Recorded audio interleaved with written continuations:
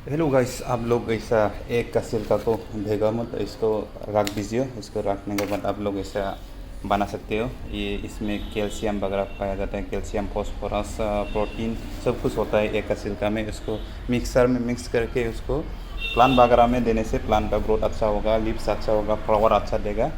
तो इससे प्रोटीन भी अच्छा होता है। तो इसको ह्यूमन खा भी सकता है, बारीक करके उसको बॉइलिंग करके खा भी सकता है।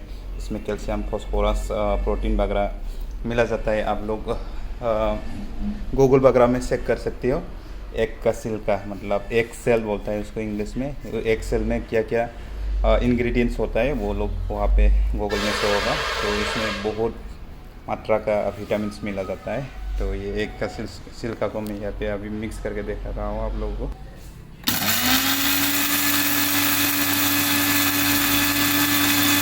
ये देखिए, ये पाउडर हो चुका है एक का सिल्का। मैं यहाँ से एक को क्रश किया है, इसमें मिक्स किया है। उसके बाद ये पाउडर हो गया, इसमें ये फर्टिलाइज़र हो गया। अभी इसको आप लोग फ्लावर वगैरह या फ्रूटिंग का जो भी प्लान है उसमें यूज़ कर सकते हैं आप लोग।